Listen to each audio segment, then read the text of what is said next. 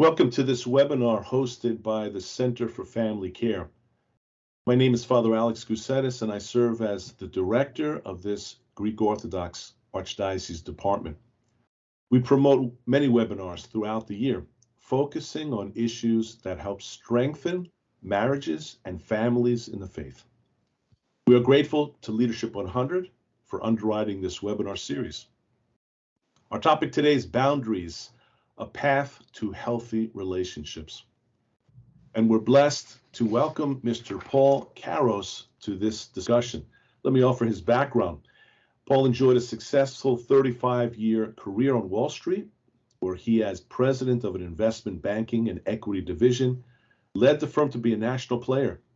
He's run profitable hedge fund portfolios and was ranked the #1 airline analyst in the world for 5 years. But more importantly is to know the Paul that I know in terms of his involvement in the life of the church. Upon his retirement in that economics field, he earned a master's degree in Applied Orthodox Theology and founding an Orthodox Christian ministry called Matrona Ministries, which includes one-on-one coaching, parish retreats, and Orthodox Christian life inventories. Paul was active with the Minnesota prison ministry team for over a decade, facilitates premarital counseling, and has been a retreat leader in men's, youth, family retreats around the country, individually and with his devoted wife, Cindy. Together, they have 3 adult children. They live in Minneapolis, Minnesota. He has been legally blind since his teen years and is now 99% blind. But I can tell you from knowing Paul for many years, that has never been an obstacle, and he continues to be a force in a way that is a beautiful light, enlightenment for our church. Welcome, Paul. It's great to see you again. Thanks for spending some time with us today. It's great to be here, Father. Great.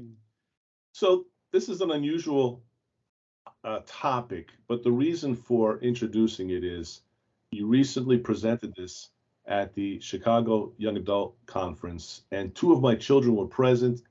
They absolutely loved it, and they thought it'd be very relevant for our families and our listeners, viewers, those who support family care, to present this. So maybe just as a starting point, what would be a definition of the term boundary that we could start with and build upon?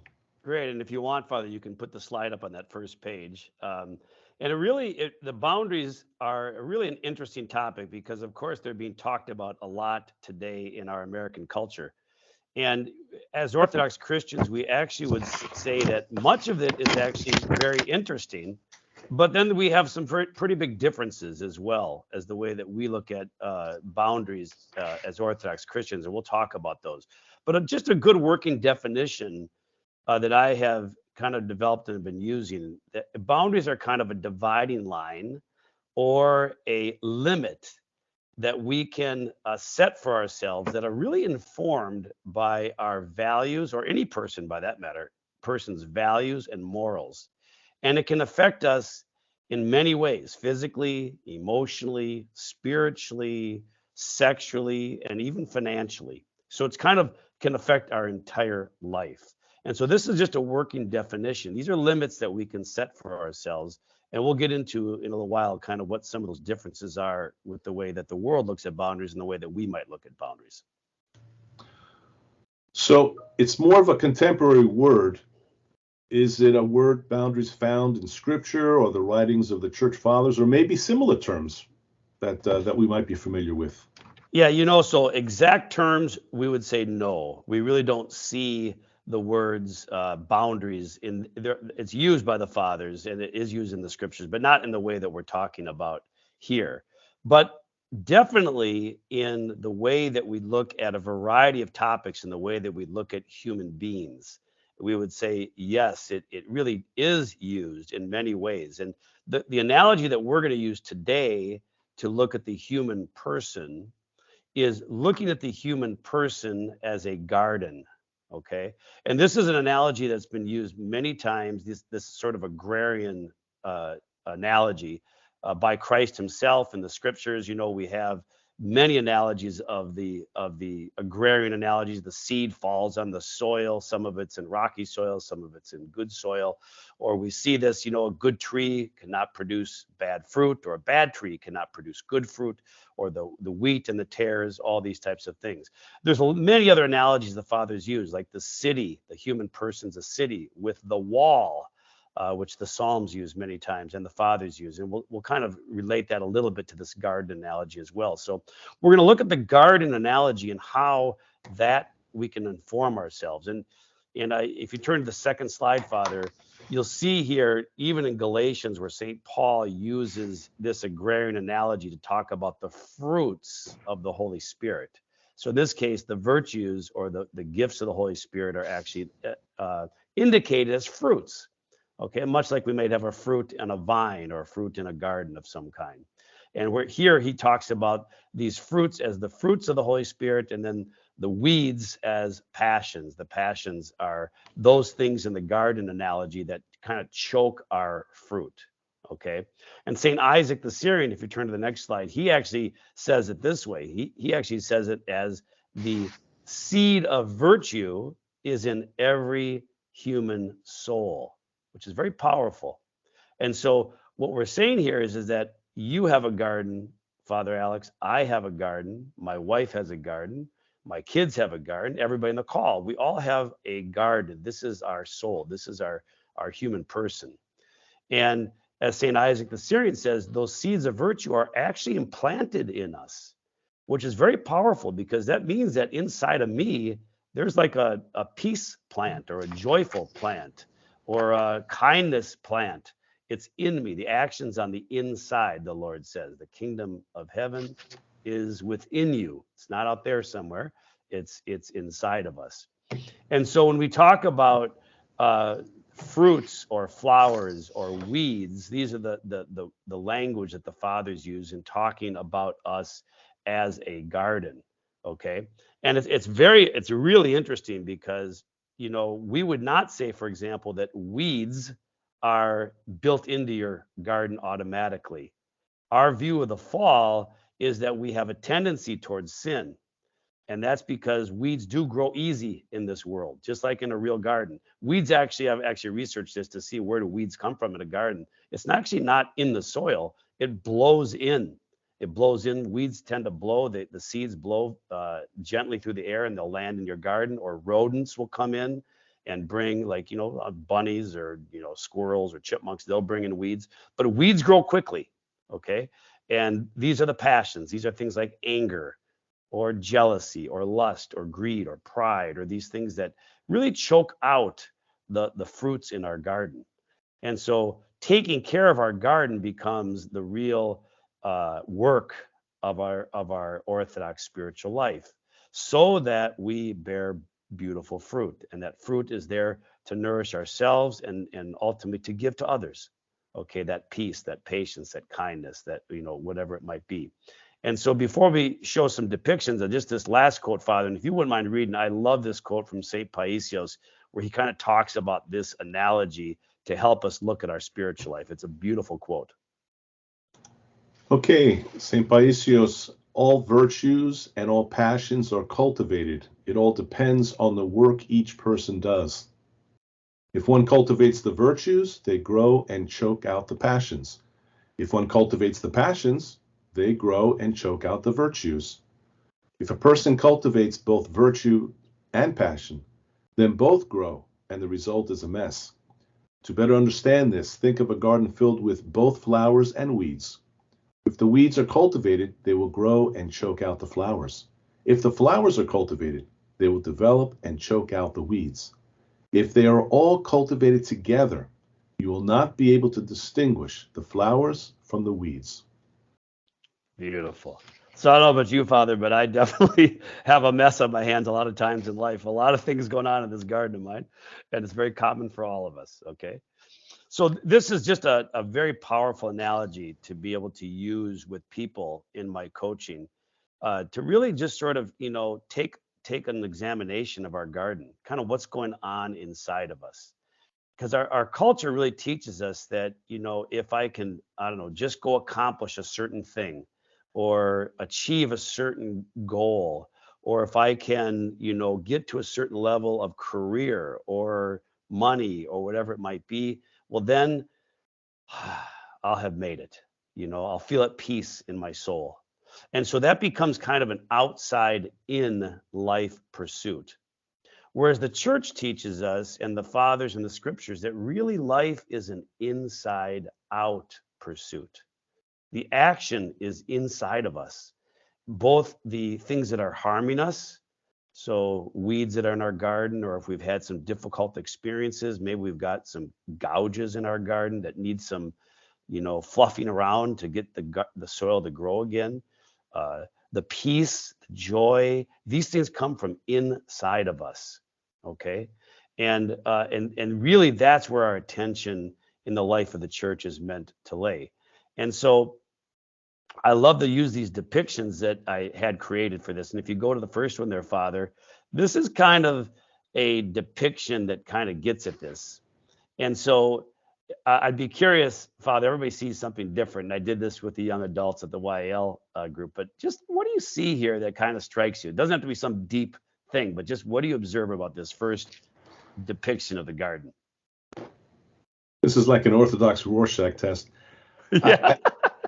I see a generous farmer who is extending and offering a gift, but I also see kind of a gate or something that is separating the farmer from the two people who are passing by. Okay, beautiful. So we have a farmer. He's by the way on his knees. So right. Gardening is hard work. Right. Spiritual life is hard work. It does take hard work, and for us, of course, this is the whole liturgical, sacramental, and ascetical life. Fasting and praying and worshiping and whatnot. It's hard work doing farming, and we see here that the people are reaching over, and he's handing them whatever fruit it might be. Could be some kindness, could be some gentleness. Now, where the fathers would agree with this boundaries analogy very strongly, because they'll use this analogy of the wall and the gate all the time. This is really about watchfulness over our heart, okay? And predominantly through the senses. And we'll get into in a moment, it isn't meant to be used. The fathers would never use this analogy to kind of block people out or to separate or to somehow fence people out. That's definitely not the way that we are meant to be. The boundaries are meant to be used from an Orthodox perspective, but definitely on this first part of watchfulness. And, for most of us, I know in my life and many of the people that I work with on my coaching, to even know that we have a gate is a huge new finding. That you have a gate and I have a gate, and that gate is meant to be used to close off harmful things for our soul. And this is especially the case now with, we have so much visual stimulation and other stimulations going on in our society, that to take care of our garden and to make sure that we're bringing in the good stuff, whether it's the fertilizer or the water or the sunlight of God, of course, and the watering and the fertilizer is really much of the sacramental life of our thing, or a loving relationship. Or, there's many beautiful things to open the gate to. But in terms of the senses, to becoming aware that we actually have a gate, and it's meant to be used to keep out harmful things, just like much you would have a fence around a garden to keep out the rodents that might destroy your garden. Okay. In this case, keeping out visual temptations is a big one. I can't see anymore. So those temptations are gone from me. Okay. But other temptations attack me. And so the fathers would also use this to keep out thoughts. Okay, and we're going to show another depiction here in just a moment. But so you'll see this one has some kind of beautiful fruit. It's kind of, a very healthy garden. People are, you're very connected to the people, even though they're on the other side of the fence in this depiction. And we'll talk about that again on not fencing people out, but definitely having a beautiful exchange of fruit in this case. So that's the first depiction. Just before we move to the next slide, yeah, the gate is not high, so that there still is a connection, relationship, way to relate to people outside of our boundaries. In other words, the gate isn't 20 feet high. It's only high enough to create safety, but yet there's still the ability to interact between the farmer and the two people who are passing, which I think is interesting because it helps us to still remain connected. We're not building walls so that we are ignoring the rest of the world. Yeah, and this is very important. And, we are called to love people. And so, the idea of a fence here, really, the Lord is our protection ultimately. And the Fathers and the Psalms are full of this, that the Lord is my refuge, the Lord is my shield. Or even on the Akathist that we recently had, that, there's many references to the Mother of God is our protection, the impregnable wall, as it's used in the Akathist, for example, or our guardian angels are our protection. Those are kind of that is our safety. That's where it comes from. And so importantly, to your point, these are kind of chest high depictions. And again, not to fence people out, but to show that we are always meant, even if we are protected from our thoughts and from harm. And we'll touch on that because it gets to be a very artful thing about how we interact with other people. But it's never to put walls up to block the world out. Okay. And I even say to people when I coach with them, if the walls are so high, the sunlight can't even get down, and all of our plants will die. Everything will die. We got to have sunlight. Okay.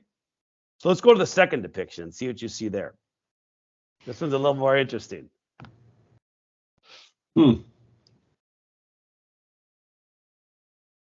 I don't know. Well, on the left, I see somebody trying to climb over the boundary, and without anyone noticing. And then the other two, the farmer is no longer kneeling. He's standing on the gate, and he's giving the fruit to another person. So I don't know. Tell us more about this one. Yeah. So this one is, a few more weeds there, a little less quality of the fruit. Okay. Gardener's not working as hard. That's true. He's being very nice, though, being hospitable, kind of taking it easy, which is, of course, we need some leisure. But the gate is what? It's a little open there, isn't it? The gate's a little bit open there. Okay. Yes. And so, most people immediately assume that's a person, which it could be a person. But predominantly the Fathers, we would say that this is about our thoughts. And the real battleground is our thoughts. And this, again, is really important for people to know that, we can't stop thoughts from attacking us. The Fathers are very clear about that thoughts are going to come.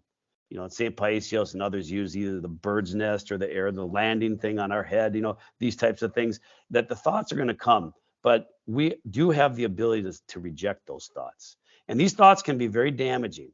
It can be anger toward others. It could be even about ourselves. I call them the great I ams. There's only one great I am, the Lord. But we say, I am not good enough. I am a failure. I am inadequate. I am a burden. Okay. And some of these thoughts can be very damaging to us if we don't know that we're a precious child of God. We have to first know we're a precious child of God, and then we're called to struggle to grow to become like Christ, of course. But these thoughts can be very damaging, and that's really the depiction here is to talk about thoughts. And we'll talk about what it means for human beings in just a minute, because I want to mainly focus right now that the real battleground, because our protection, our gate, our fence, if you want to call it that, although we don't want to fence people out of our lives, is really the Lord is our protection. Okay. And so to become aware of our thoughts, and that really happens mainly in prayer and in the liturgical life of the church. And then as we interact with people, to become aware, what are our thoughts? What are they going on? Am I allowing their behavior to cause me to get all riled up in my garden? Okay. And so I want to show the last one more slide. Then we're going to get to how this relates to people in relationships. So okay, so just a reminder, the first, for our listeners, the first slide was healthy boundaries. This was weaker boundaries. Mm-hmm. And now this third one is titled no boundaries. Very good. So that one's on the screen, Paul. So obviously the gate's wide open on this one. Wide open. And where's the gardener? Yeah. I assume that's him in the very back. Yeah. He's not even in his garden at all anymore. Okay. Not even protecting the garden at all. Yeah, no work. And really, I think some of my life on Wall Street, I really was this. I was out doing so many things, working so hard, and I was accomplishing worldly things. But in the meantime, my soul was literally just becoming completely overrun with weeds and fungi and, not much fruit production. I was trying my best, but if we're not being attentive, there's going to be a lot of damage to our garden. And so we do need to take care of our garden. This is our top priority. This is what the Lord's given us to do, is to be present in our garden. And it happens literally in the life of the church. If we choose to live the life of the church, everything we do is designed to take care of our garden so that we actually have peace in our soul.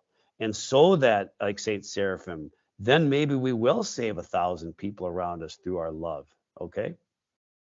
So this is just a depiction to get everybody here on the call to start thinking about, and I'll even do this exercise with people, is have them write down what they think the state of their garden is. Which of these depictions do they relate to?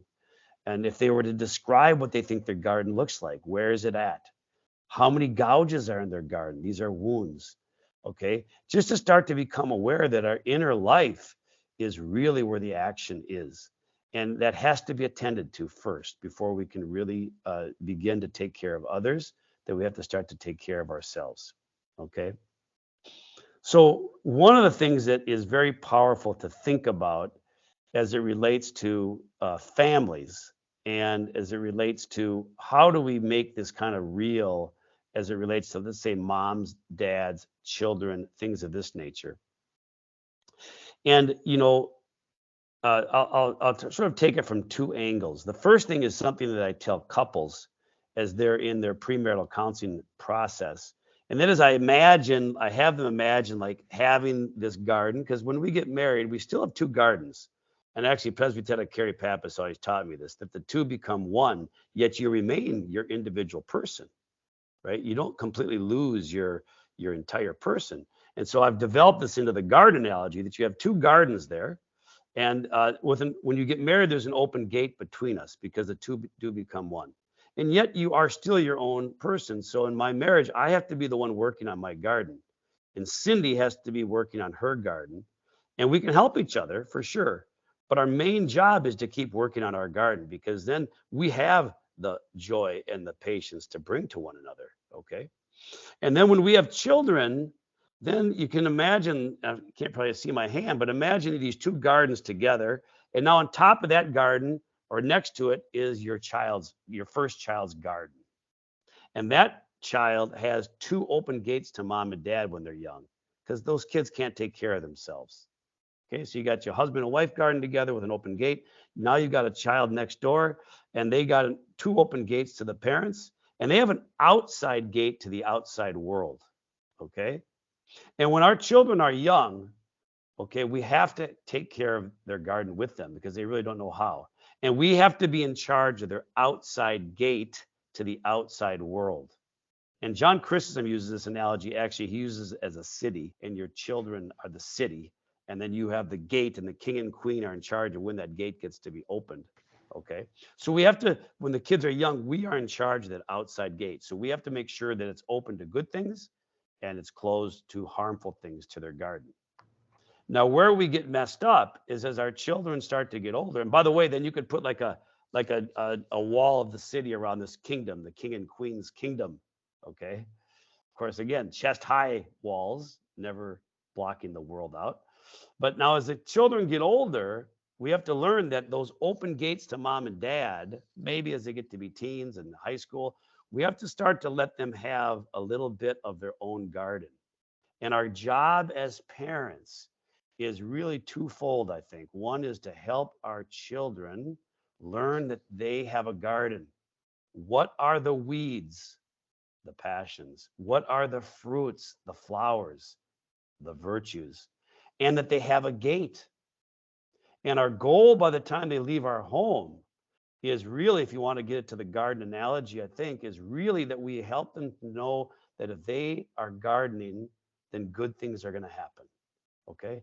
And that they have a gate that they have to learn how to open and close themselves, so that when they go to college, they know how to close the gate to harmful things, open the gate to good things. And or if they left the gate open too long and harmful things got into their soul, that they know that that was harmful, and to, confess it and to start again and close that gate. Because, we're never perfect on closing our gate. We're never perfect on closing our gate. And so this analogy helps parents really start to realize that, their main job is the two become one, is to keep working on their spiritual lives, help each other work to get to the kingdom. And as they have children, to help them realize that they have a garden and that they have a gate, and to learn how to start to work on that themselves. And it becomes a very powerful visual for a parent to understand kind of their new kingdom in Christ, in the life of the church with their children. Paul, let me take a moment here just to kind of not summarize, but I think recreate in my own mind. So when we first read the topic about boundaries, I think people may have misunderstood that we're creating these walls between people and creating factions and so forth. But from what I'm hearing in this presentation is really the boundaries are more about the protection of our soul, first and foremost. How do we protect it? How do we cultivate it?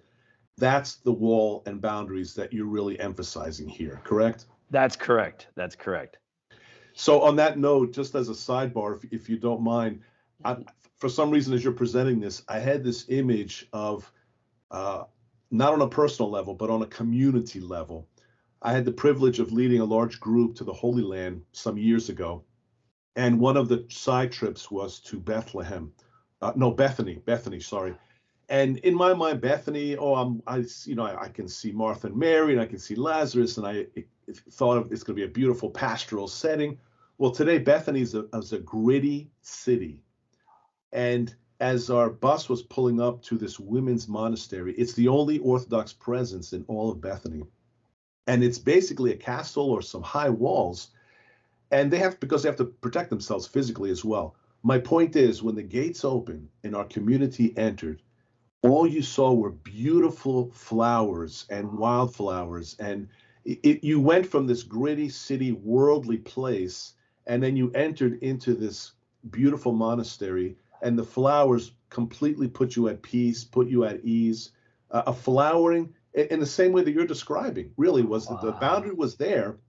They were not shutting out the world, but they were saying we need to first protect our garden, our boundaries, our faith, and then we can be a witness to the world in whatever way. So I appreciate just the imagery that you present, because it really triggered a memory for me.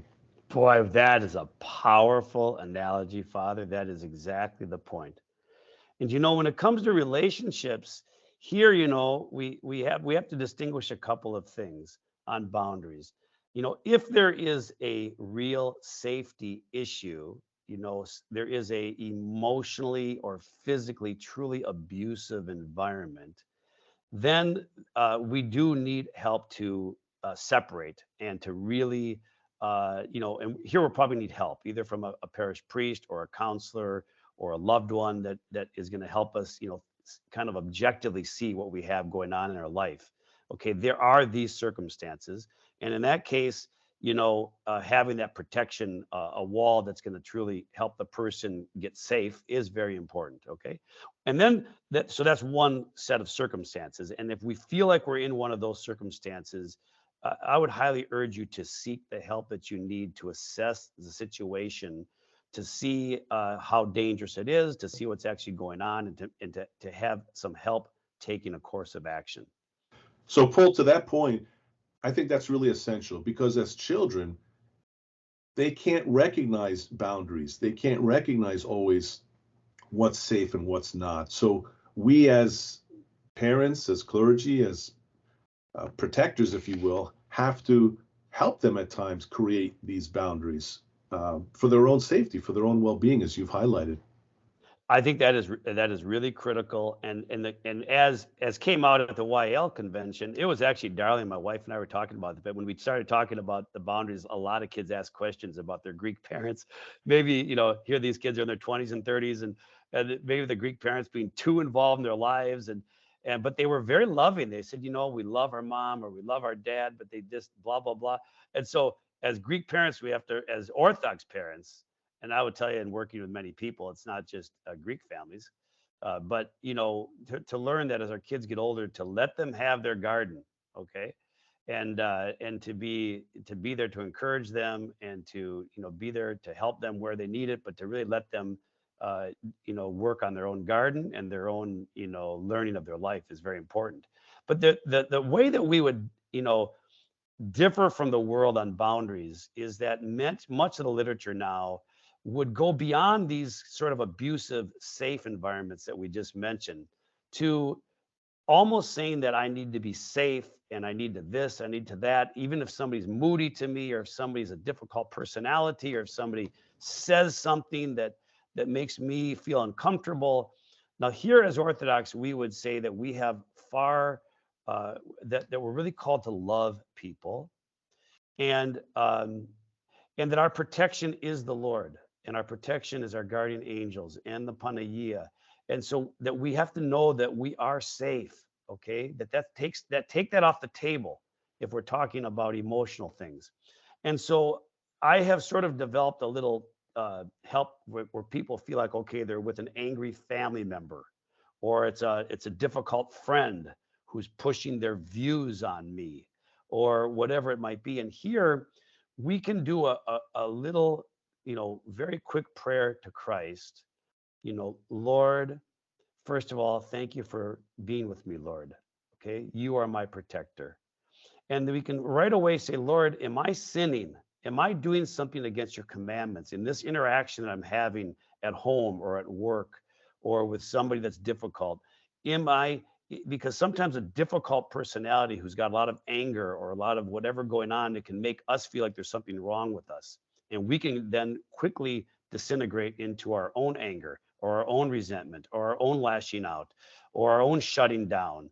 And whereas as Christ calls us to love people, whatever, and it may be different in every circumstance. So, Lord, did I sin? And very quickly, if you do this little prayer to the Lord, you will know right away if you're doing something off the mark. And of course, if we are off the mark, then we need to apologize to Christ, and the person right in front of us. Okay. But many times in this analogy, as we first try to take blame ourselves and we check ourselves to Christ, we really aren't doing anything wrong. We just happen to have a difficult situation going on in front of us. Or maybe one of our loved ones is in a really bad mood, or something's really bothering them, or somebody at work. Okay. So as soon as we know that we have not sinned, we can just be present. We can kick into, and I know, Father Alex, you did this at our marriage retreat, active listening. We can listen. Okay. What I hear you saying is this, and this, whatever it might be. Is that what you're saying? Okay, I understand that. We can stay peaceful in our soul, because we are then in charge of our own thoughts and our own garden at that point. If we know we have not done anything to offend our Lord, then we can be there, and we can recognize that this person is made in the image of God. They're struggling. There's something going on inside of them. This isn't necessarily about me. I've already checked myself. I just need to be present. And then later we can determine through prayer how best to love this person. What conversation might we have to have? Is there something that we have to communicate directly with them? Okay. And over time, depending on the situation, it may not be possible to keep some close relationship. Okay. And that has to be done with prayer and discernment, not out of anger or slander, or, judging. Okay, this is where we would differ with the world on boundaries. The world might say, if you don't like the person, draw the boundary, cut them out, you're done. And we would not say that. Okay, this will harm us to pursue that. But Paul, let me Yeah. just jump in for a second. Yeah. So I want to talk more about the family dynamic.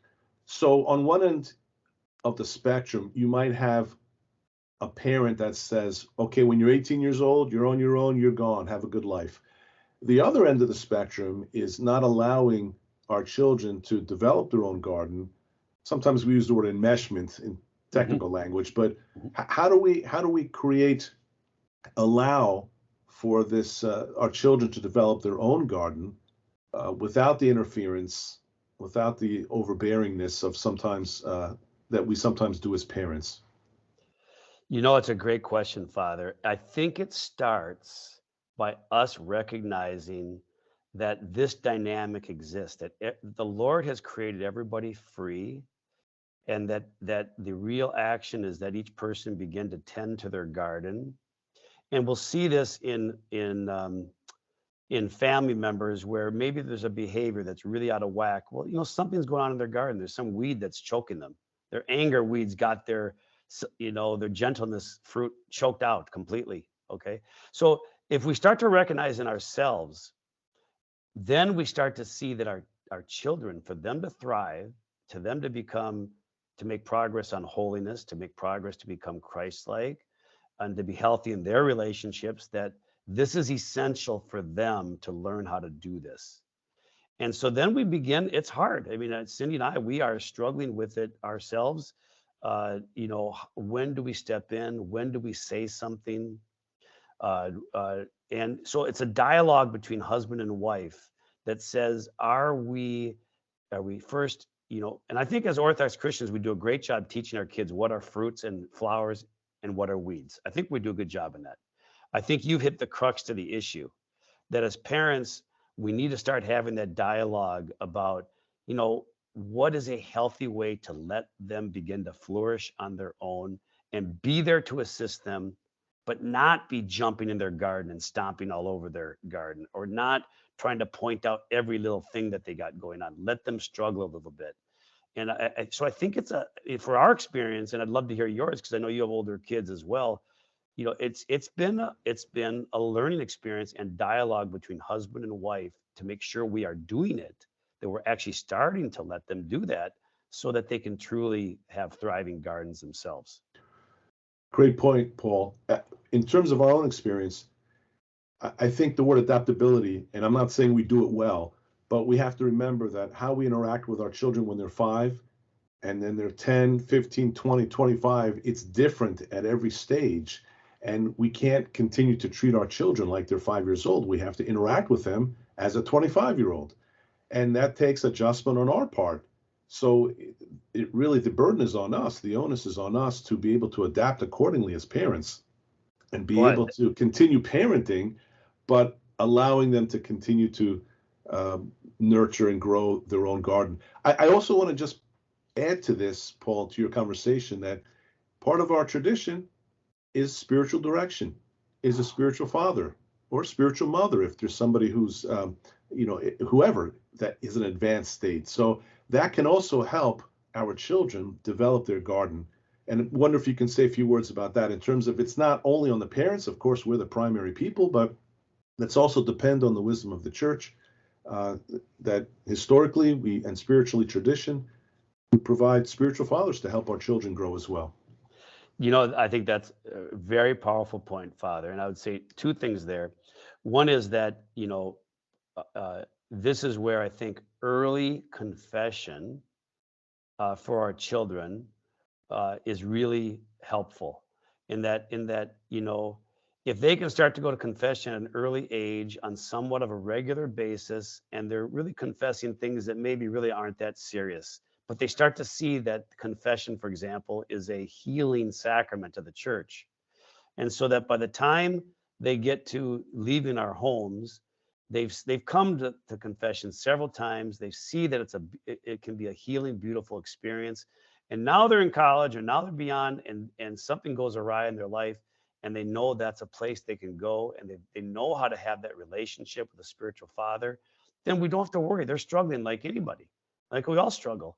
And I think that part of developing as parents, first in our own lives, okay, and I would encourage you to even let your kids know that it's a positive experience for us as adults, that they start to do that at a younger age, so that when they really are getting into things that maybe are really harmful for their souls, they have somebody to go talk to. I think it's absolutely a huge part of their tending to their garden as they leave our homes. And the second thing we encourage young people, and really for us as well, we call them boundary buddies. That's what Cindy and I call them, boundary buddies. But there are one or two people in your life that if you're dealing with a difficult situation, a difficult relationship, a difficult person at work or at home or wherever, somebody that you can go to and explain the situation. And this can be your spiritual father. It could be a family member, a good friend, a spiritual father, mother, whoever it is, doesn't matter, but where they can say, you can describe the situation and they can say, geez, Paul, I think you're being really unfair to them. I mean, it's like you're blocking them out, or you're not being loving to them. You're really just kind of judging them. Or they can say, it's probably time to have a conversation about that, because it's really unhealthy for them and you. Maybe that's the best way to love them right now, is to actually have a honest, gentle conversation. Okay. And so boundary buddies can be a very helpful thing to make sure that you're actually taking a loving approach to complicated relationship situations. So that's something, and you'll know in your own life who that might be. They love you, they got good wisdom, they're not trying to control you, they just want to help you, and they're going to be honest with you. Something else maybe also to add is these boundaries are a work in process, correct? It's not a one-time thing. We're constantly adding to it, understanding it better, applying it uniquely. So we don't want to give the impression that this is a once and done thing, right? We're constantly adapting according to our situation and how we need to protect our garden. That this is a lifelong, Father, that's a very important point that we'll be working on. That you work on this when we're 15 and 18, and we work on protecting our gardens so that we can truly become people in Christ and become holy, to take care of ourselves, to take care of our garden, not for selfish reasons, not for self-love reasons, which is really a passion, but so that we actually have the peace and the joy and the gentleness to love those around us, and not to fence people out. As Orthodox Christians, again, it's really about how do we love this person, and how do we have an honest discussion, whatever it might be. Yeah. So on that point, that's a good segue. We have a question that just came in about Okay. how can we as Orthodox Christians use boundaries in situations where we disagree in political topics? So, Cindy and I were actually just talking about this. This is a really, in our culture, especially with the high intensity of emotions and disagreements and things of this nature. So, knowing that our protection is the Lord, okay? And so, and if we are living a life of liturgy and private prayer synergistically together, Elder Emilian Nose talks about this, that our private prayer will strengthen our liturgical prayer, and our liturgical prayer will strengthen our private prayer. And this is where we really kind of get at peace in our soul to know who we are, and what the Lord may, what we need to work on in our life, okay, so that we can be a loving presence to others. And I think the biggest thing there is that we protect our thoughts from, if we're with somebody who's really being very aggressive in their political views, that may be different than ours, that we first and foremost have to protect the thoughts that might rile us up, okay?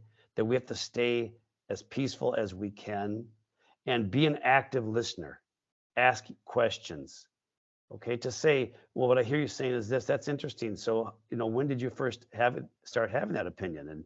And how did you come to that opinion? Oh, that's interesting. How I feel about this topic, honestly and gently, is da da da da da da. This is what I have felt about this topic, and that we keep it where it's more of a active listening, and that we are communicating what we feel, but we do this with freedom. In other words, everybody has their own garden. So, I don't want to be the person that's throwing poop. That's what I call it when I'm words get started in somebody else's garden. Somebody may throw that in our garden, and it may be stinky for a little while, but we'll be okay. That kind of degenerates to fertilizer. Okay. So if somebody gets real angry or somebody gets whatever, we can be an active listener. We can stay at peace. And I mean, if it gets so bad, we can say, why don't we change the subject? Let's talk about something else.